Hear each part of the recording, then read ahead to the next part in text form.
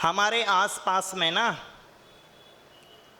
दो तरह के केंद्र पाए जाते हैं। एक है और अन्य जीवन की इकाइयों के रूप में जीवन के केंद्र हैं अलग अलग, ठीक है कि नहीं। दूसरा पदार्थ के केंद्र हैं वस्तु रूप में। तो जो अलग अलग माँ जीवन के केंद्र हैं, हर जीवन की अपनी एक स्वतंत्रता है, बिल्कुल वैसी ही जैसी कि मेरी है। हर जीवन की एक सोच समझ, उनके देखने बोलने चालने उठने बैठने का ढंग उनकी अपनी एक अलग बनावट में शामिल है, बिल्कुल वैसे ही जैसे कि मेरे उठने बैठने का ढंग, मेरे बोलने चालने का ढंग मेरी बनावट में शामिल है कि नहीं है। सभी लोग जो यहाँ बैठे हैं अपने तरह के सभी अपने अपने तरह के एक अलग जीवन की इकाइयाँ हैं, है कि नहीं। सभी महसूस करते, और आप कितनी बार कहती भी हो कि सुनो हम तो ऐसे ही हैं। अगर आदर देना है तो दो, ना देना है तो ना दो। होता क्या है मां, होता क्या है, जब मैं ये लागू करता हूं कि मैं अपनी बनावट के ढंग के आधार पे दूसरे के प्रति व्यवहार करूं, तो ये तो मैं आदरणीय तौर पे लागू कर लेता हूं कि ये आदर का योग्य है, मैं ऐसा मान लेता हूं। लेकिन जब दूसरे अपनी बनावट के ढंग के आधार पे आपके सामने प्रस्तुत होते हैं तो वो आपको बर्दाश्त नहीं होता, समझे नहीं। या तो मेरी भाषा समझ में नहीं आ रही है, या हो सकता है कि आप लोग इस तरह का जीवन जी नहीं रहे हों। लेकिन मैं अच्छे से जानता हूं कि जीवन तो इसी तरह का जी रहे हैं। तो आप समझिए मां मैं क्या कह रहा, मैं ये कह दे कि सबकी अपनी बनावट के ढंग हैं अलग अलग। तो जैसे मैं अपनी निजता लिए हुए दूसरे के सामने प्रस्तुत होता हूं, दूसरे भी अपनी निजता लिए हुए वैसे ही मेरे सामने प्रस्तुत होते हैं। तो जब मैं प्रस्तुत होता हूं तो उसे आदरणीय मानता हूं, जब दूसरे प्रस्तुत होते हैं मैं तो उसे अनादरणीय मानता हूं। और मैं इस प्रकार के वक्तव्यों से भर जाता हूं कि इसको तो बैठने का ढंग भी नहीं आता, इसे चलने का ढंग पता नहीं है, पहनने का ढंग इसे पता नहीं है, इसे ये भी नहीं पता कि बोलना कैसा है। अब तुम्हें समझ में नहीं आ रहा है कि उनके जाने के बाद जैसे तुम कहती हो ना, तुम्हारे जाने के बाद ऐसा ही वो भी कहते हैं। तो आप जैसे चाहती हो कि दूसरे बदल जाएं एक सभ्य तरीके के तौर पे, ऐसे ही दूसरे भी चाहते हैं कि आप भी एक सभ्य तरीके के तौर पे बदल जाएं। और दोनों का एक सभ्य तरीके के तौर पे बदल जाना संभव है नहीं, क्योंकि दोनों की अलग अलग बनावट है। देखो मां, सामान एक खांचे में तैयार होते हैं, आदमी नहीं।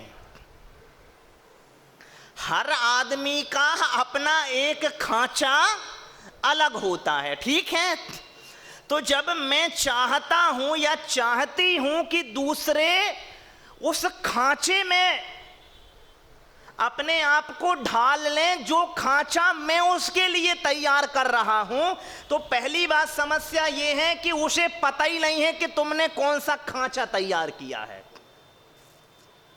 और जब तुम बताते भी हो दूसरे को तो इतना आधा अधूरा बताते हो और गुस्सा में भर के बताते हो, तो आपकी जो खांचे का जो शेप है ना वो उस तक पहुंच नहीं पाता। पहली बात तो समस्या ये है। पहले ये बताओ, समझ रहे कि नहीं समझ रहे हम क्या कह रहे?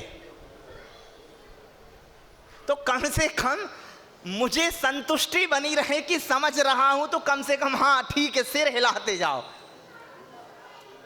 ठीक है ना। तो देखो मां, सामान्यतया आप गुस्सा कब करती हैं बताइए? जब आप चाहती हो कि मेरे बनाए खांचे में दूसरा ढल क्यों नहीं रहा।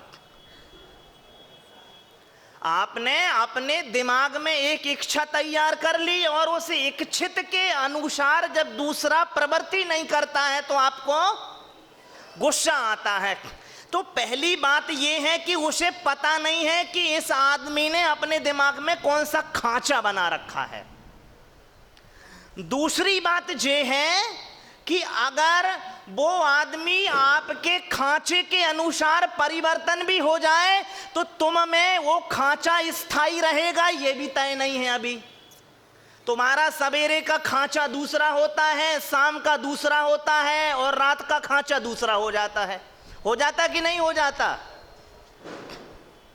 सवेरे कह रहे थे कि तुम भाभी से कह रहे थे हरी साड़ी पहनी हो तो अच्छी लगोगी, अब हरी साड़ी पहन के आ गई, जी क्या पहन के आ गई तुम? अरे तुम्हारे खुदाई में निर्धारित नहीं है कि स्थायी खांचा नहीं है ना तुम्हारा खुद का।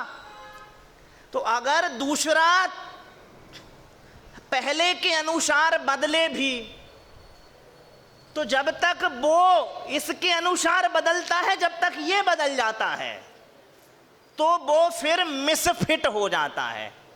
तो वे दोनों में गुस्सा बना, इनमें तो इसलिए गुस्सा है कि जे बदली क्यों नहीं, और इनमें इसलिए गुस्सा है कि बदल तो लिए थे और कितना बदले। ये सतही तौर की बात कह रहा हूं मैं।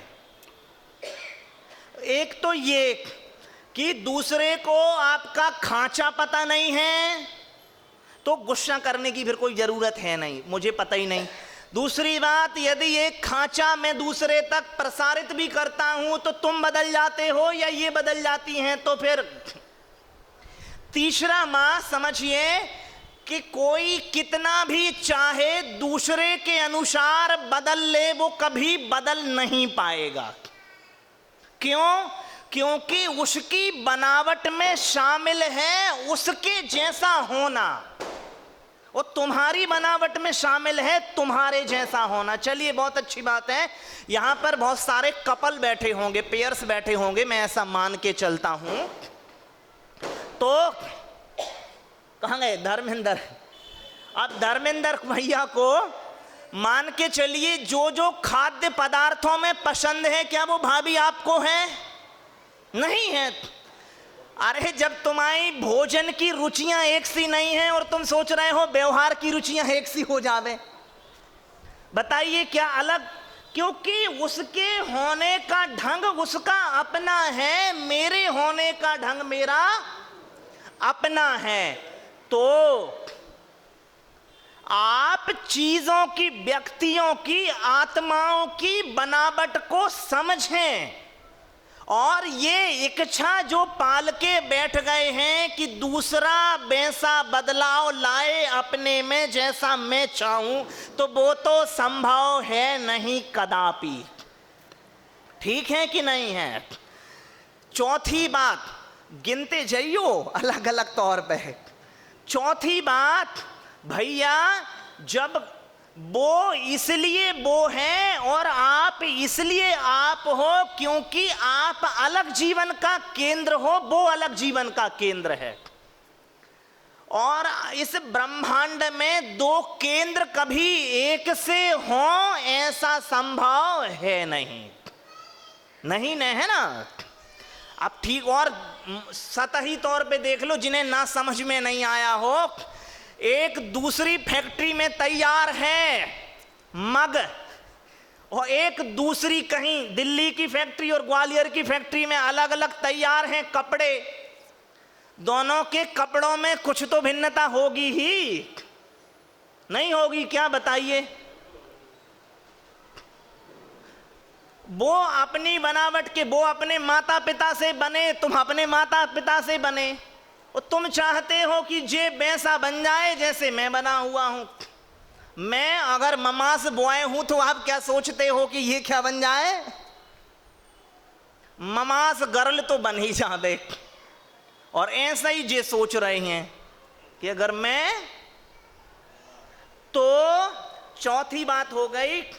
पांचवी बात ये है, मां देखो, जब आप दूसरे को वैसा बनावट के ढंग और रूप आकार देने की कोशिश करोगी जैसा आप चाहती हो, तो आपका पुरुषार्थ निष्फल होगा, क्योंकि कोई कभी नहीं बदलेगा।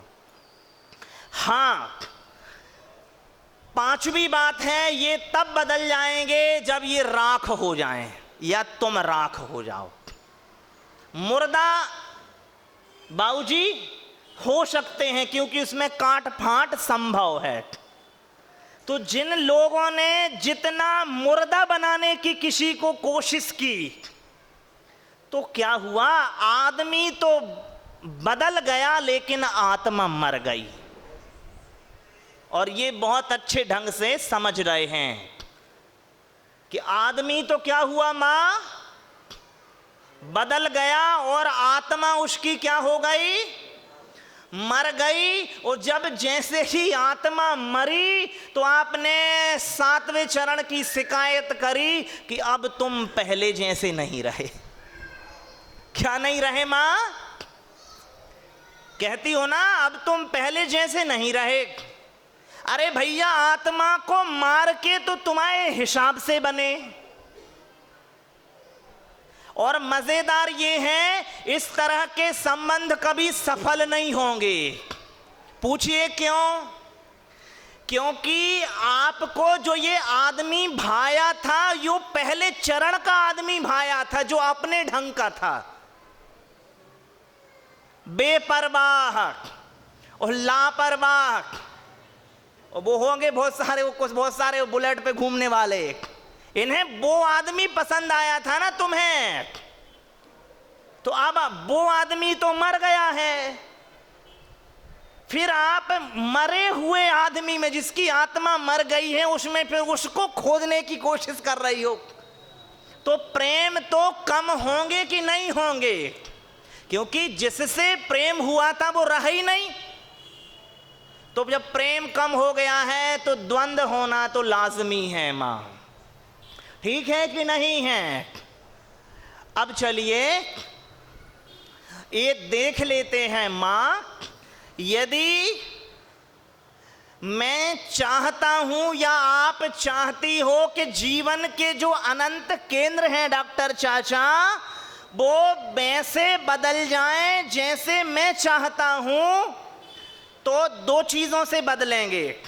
या तो वो आदमी आत्मा को मार दे और शरीर में जिंदा रहे, तो ये बड़ी उपलब्धि नहीं है। उपलब्धि है क्या? अरे बताओ मम्मी, भीतर माएं मर जाती हैं और फिर किसके अनुसार जिंदा रहती हैं? आदमियों के अनुसार। अरे जिसका वोट ज्यादा होगा उस तरफ कहेंगे हम। इधर देख रहा है, मां कितने भीतर महसूस करती हो कि अब बड़ी उपलब्धि, उदासी सी महसूस होती है जीवन में। क्यों? क्योंकि, और ऐसा नहीं है आपके जीवन में ही हो रही है, यहां पर भी उसी तौर पे हो रही है। क्यों? क्योंकि दोनों एक दूसरे को बदलने में लगे रहे। तो ये ना रहे तुम हम ना रहे तुम ना रहे। चलिए देखिए मां, यदि दूसरा मेरे अनुसार बदल जाएगा, जब तक नहीं बदलेगा, चलिए मां, जब तक मेरे अनुसार दूसरा नहीं बदलेगा तो मैं क्रोध से भरूंगा। किससे भरूंगा? क्रोध से भरूंगा कि नहीं भरूंगा? यदि वो बदल जाएगा तो फिर मैं मान से भर जाऊंगा।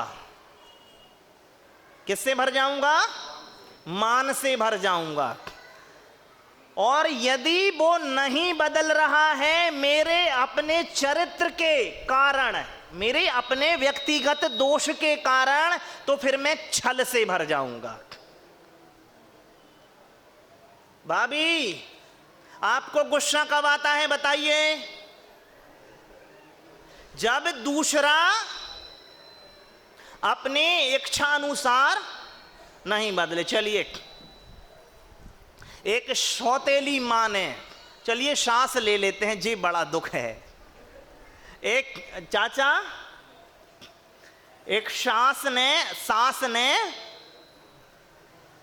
सोफे पर बैठ के चाय पी और टेबल पर कप रख दिया। उसने में नई बधू आई, उसका धक्का लगा और वो कप टूट गया। कितनी लापरवाह है, देख के ही नहीं, काम करने का ढंग नहीं आता। दोपहर बहू ने चाय पी, वहीं कप रख दिया, सास के हाथ से टूट गया। ठीक जगह रखना नहीं आता। क्या है मां? देखिए, जब आप अपनी इच्छाओं के अनुसार दूसरे को बदलोगी तो पहली बात, वो बदलेगा नहीं, और बदलेगा तो वो मुर्दा के तौर पे बदल जाएगा। ठीक है? और यदि जब तक नहीं बदल रहा है तब तक आप किससे भरोगी मां? क्रोध से भरोगी। जो आपका ये समझना, बड़े भैया डॉक्टर चाचा, आपका ये समझना कि दूसरा बदलेगा या बदल सकता है, ये जीवन के प्रति अनादर का भाव है। किसका भाव? अनादर का। अब यहां थोड़ी सी सिद्धांत की चर्चा करते हैं। मां, जब आप ऐसा सोचती हो कि दूसरा बदलेगा, तो आपकी समझ अभी तत्व के प्रति सही नहीं है, जीवन के प्रति सही नहीं है। क्यों? क्योंकि वो जीवन भी मां उतना ही बराबरी चाहता है, आदर चाहता है, जितना आपका जीवन चाहता है। और जब देखिए मां, जो एक जीवन के प्रति अनादर से भरा हुआ है, वो सभी जीवन के प्रति अनादर से भर जाएगा। भैया, जो दूसरे जीवन को नुकसान पहुंचा सकता है, तुम सोचते हो क्या वो खुद के जीवन को नुकसान ना पहुंचाएगा? जो दूसरे के प्रति हिंसालु हो सकता है, क्या आप सोचते हो कि वो खुद के प्रति हिंसालु ना हो जाए? जो दूसरे को मारने के लिए चक्कू उठा सकता है, क्या वो अपने को मारने के लिए चक्कू नहीं उठा सकता? सामान्यतया उठ भी गए हैं कई लोगों के तो।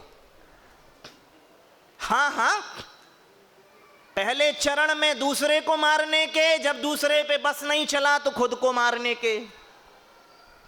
तो ये नासमझी कहां से पैदा हो रही है? ये नासमझी इस बात से पैदा हो रही है कि दूसरी जो जीवन की इकाई है, वो किसी मेरे जीवन की इकाई के अनुसार बदल सकती है।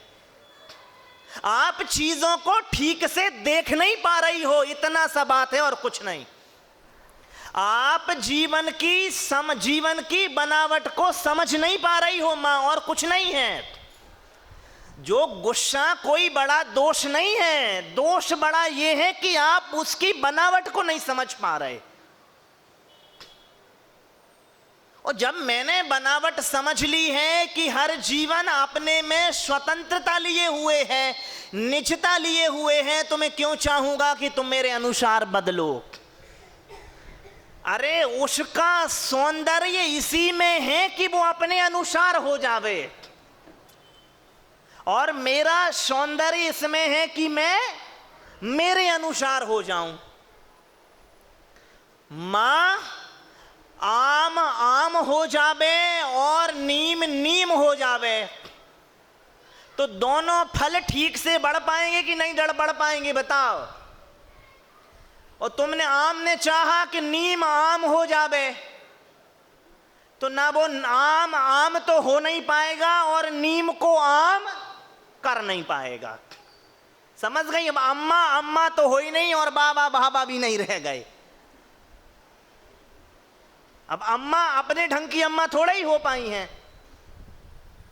सांस जो है वो अपने ढंग की सांस थोड़ा ही हो पाई हैं। एक सांस में कम से कम 1000 सांसें बसती हैं। अरे मोहल्ला की जिससे सलाह मिल गई, जिस सांस से सलाह मिल गई वो अपनी सलाह हो गई कि नहीं हो गई बताओ। और बहुओं में भी तो 1000 बहुएं बसती हैं, आपके सांस में ही नहीं, बहुएं में भी। पहले दिन उन्होंने सिखा पुरानी, आज अपने यहाँ पे आज अपनी कन्या ब्याह के जा रही है तो अपने घर में जितनी भाभियां हैं उन सब ने सिखा पट्टी पढ़ा दी, जे करना है। तो अब क्या तुम्हें लग रहा है उसमें एक बहू बस रही है? पुरानी 1000 बहुएं लेके आई है वो। समझ रही ना मां? तो यही है वो द्वंद्व के कारण कि नीम नहीं हो पाई, ना वो आम हो पाया।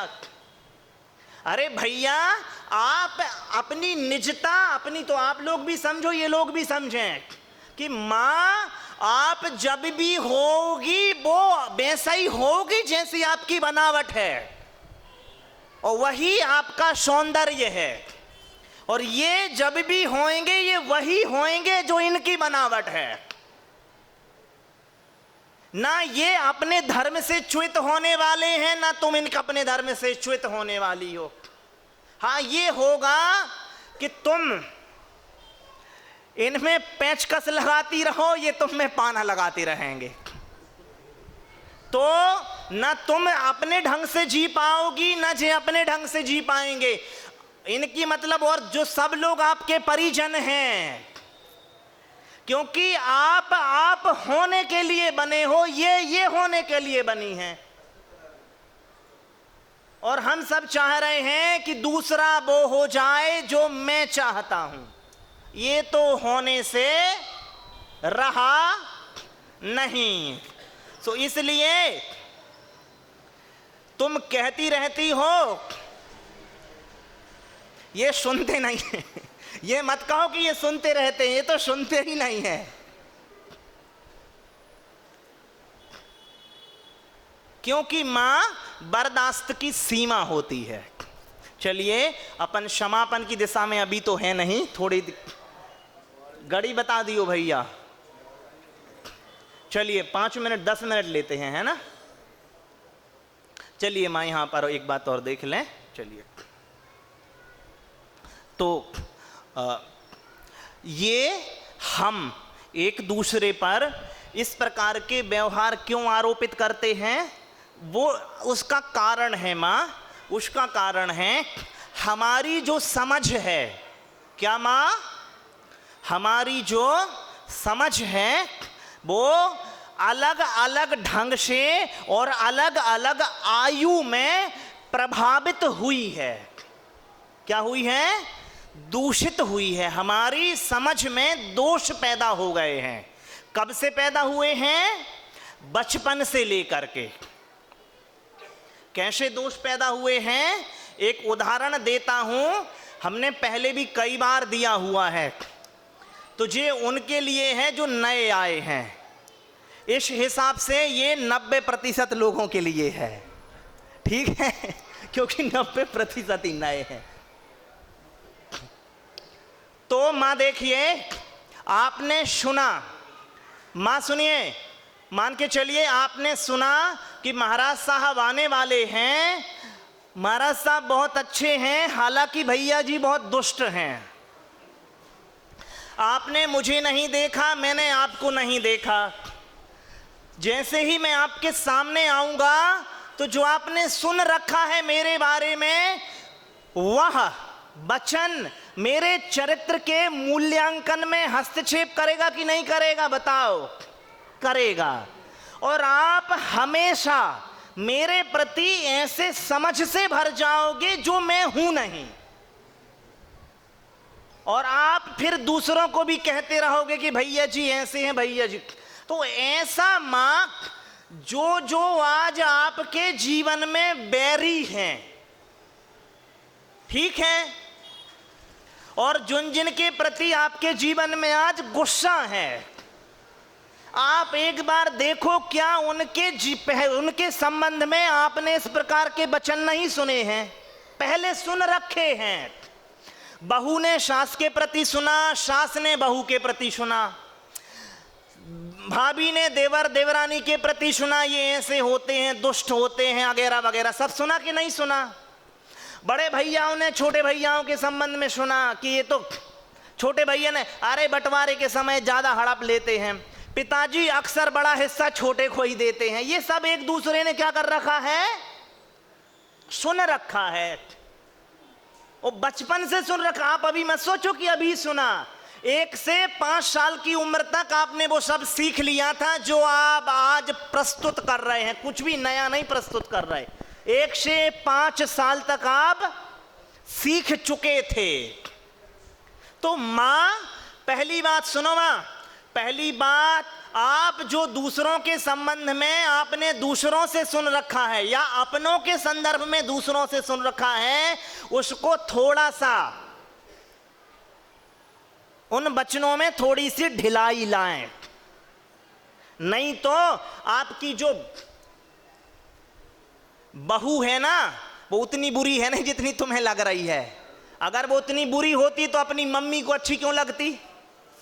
और तुम्हारी बिटिया जो इतनी अच्छी लगती है तुम्हें, वो अगर उतनी अच्छी होती तो उसकी सास को बुरी क्यों लगती बताओ? लगती ही है ना सब एक दूसरे को। तो थोड़ी सी जो वचन आपने एक दूसरे से सुन रखे हैं उनमें ढिलाई लाएं एक तो। दूसरी बात, हर बार ये जो परंपरा है ना दूध का जला छाछ को फूंक के पिए का, ये हर जगह लागू मत करें। समझ रहे कि नहीं समझ रहे? तीसरी बात क्या है? तीसरी बात ये कि मेरी समझ ही संसार में सबसे ज्यादा दुरुस्त है, ये मान के ना बैठ जाएं। एक बहुत बड़ा विचारक कहता है, यदि चाचा, प्रधान चाचा, एक बहुत बड़े विचारक का अच्छा कथन है, यदि उस कमरे में जिसमें आप ही सबसे ज्यादा बुद्धिमान हो अगर बैठे हो तो आप गलत कमरे में बैठे हो। अगर आप ये मान के चल रहे हैं कि मैं ही इस कमरे में सबसे ज्यादा बुद्धिमान हूं तो आप गलत कमरे में बैठे हो। तो दूसरे की समझ जो है, उदाहरण देख लीजिए, क्या भैया भाभी, क्या 75 साल के बूढ़े जो हैं वो गलत निर्णय लेते हुए नहीं देखे जाते हैं? देखे जाते हैं। और क्या 5 साल के बच्चे अच्छे निर्णय नहीं लेते हैं? कई बार देखे जाते हैं वो। तो अपनी समझ को सदा ये ना माने कि हमेशा सम्यक है इसलिए दूसरे पर लागू भी ना करें।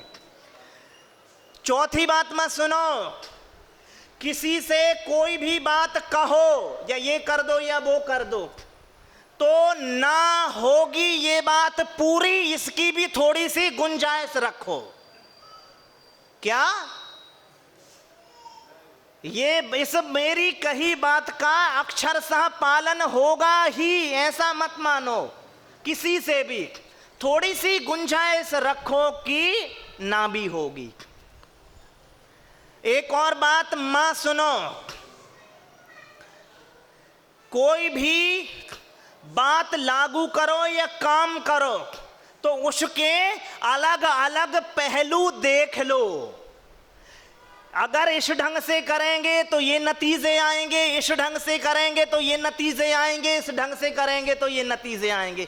जब अलग अलग डायमेंशन से, मल्टी डायमेंशन से किसी चीज को आप देखोगे और आपकी चीज गलत नतीजे लाई है तो आपको दुख नहीं होगा, क्योंकि आपने वो नतीजा एक डायमेंशन से पहले देख लिया था। समझ रहे हैं कि नहीं समझ रहे हैं? और आखिरी ब्रह्मास्त्र है। क्या है ब्रह्मास्त्र?